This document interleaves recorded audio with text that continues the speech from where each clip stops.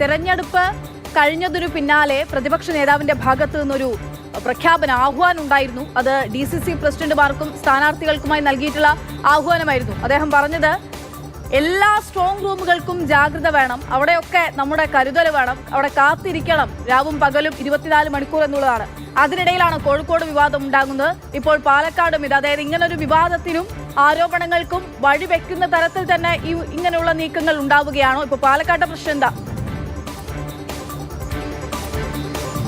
അതായത് പാലക്കാട് മെറ്റീരിയൽ റൂമാണ് തുറക്കുന്നതെന്നാണ് ജില്ലാ ഭരണകൂടം വിശദീകരിക്കുന്നത്. അതല്ല, സ്ട്രോങ് റൂമാണെന്നാണ് കോൺഗ്രസ് നേതൃത്വം അല്ലെങ്കിൽ കോൺഗ്രസ് DCC പ്രസിഡന്റ് അടക്കം പറയുന്നത്. അത് അനുവദിക്കില്ല, അല്ലെങ്കിൽ അതിൽ രേഖാമൂലം കാരണം അറിയിക്കണമെന്നുള്ളൊരു ആവശ്യമാണ് കോൺഗ്രസിൻ്റെ ഭാഗത്തു നിന്നും ഉണ്ടായത്. ഏതായാലും ആ ഒരു ആവശ്യത്തെ തുടർന്ന് തന്നെ ഇപ്പോൾ ആ റൂം തുറക്കുന്നതിൽ നിന്ന് ഏതായാലും ജില്ലാ ഭരണകൂടം പിന്നോട്ട് പോവുകയാണ്.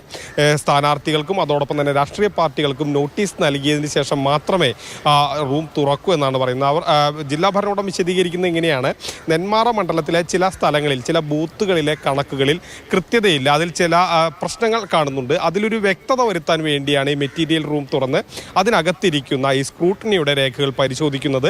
അതിനുവേണ്ടിയാണ് ഈ മെറ്റീരിയൽ റൂം തുറക്കുന്നത് എന്നുള്ളതാണ് ജില്ലാ ഭരണകൂടം പറയുന്നത്. അത് അതിൻ്റെ അവസാന കണക്ക് നൽകേണ്ട തീയതി നാളെയാണ്. അപ്പോൾ അതിനു മുൻപ് നൽകണം.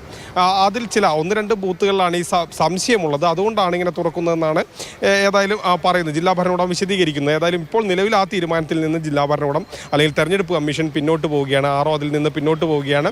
ഇനി വരുന്ന ഉയർന്ന ഉദ്യോഗസ്ഥരുടെ നിർദ്ദേശപ്രകാരം മാത്രമേ അതനുസരിച്ചുള്ള നടപടികൾ ഉണ്ടാവുകയുള്ളൂ. അതും ഈ രാഷ്ട്രീയ പാർട്ടികൾക്ക് നോട്ടീസ് രേഖാമൂലം നൽകി അവരുടെ സാന്നിധ്യത്തിൽ അവരുടെ സമയം കൂടി പരിഗണിച്ചുകൊണ്ടായിരിക്കും അത്തരം നടപടികളുമായി മുന്നോട്ട് പോകുക. ഏതായാലും നിലവിൽ ഇപ്പോൾ സ്ട്രോങ് റൂം അല്ലെങ്കിൽ മെറ്റീരിയൽ റൂം തുറക്കേണ്ട എന്നൊരു തീരുമാനത്തിലേക്കാണ് എത്തി നിൽക്കുന്നത്. ഈ മുറി തുറക്കുന്നതിൽ UDF മാത്രമാണോ പ്രശ്നമുള്ളൂ? LDF സ്ഥാനാർത്ഥിക്കോ NDA സ്ഥാനാർത്ഥിക്കോ ഒന്നും ഇതിൽ പ്രശ്നമില്ലേ? നിലവിൽ ഇതിൽ പരാതി അറിയിച്ചിട്ടുള്ളത് UDF സ്ഥാനാർത്ഥിയാണ്, DCC പ്രസിഡന്റാണ്, തങ്കപ്പനാണ്. അദ്ദേഹമാണ് പരാതി ഉന്നയിച്ചിട്ടുള്ളത്. അതിൻ്റെ അടിസ്ഥാനത്തിലാണ് ഇപ്പോൾ ഈ തീരുമാനത്തിൽ നിന്ന് പിന്നോട്ട് പോകാനുള്ള കാരണം. കോൺഗ്രസ് ആണ്, അല്ലെങ്കിൽ DCC പ്രസിഡന്റാണ് ഈ വിഷയത്തിലൊരു പരാതിയുമായി രംഗത്ത് വരികയും ജില്ലാ ഭരണകൂടത്തെ അല്ലെങ്കിൽ ജില്ലാ കളക്ടറെ അറിയിക്കുകയും ചെയ്തത്.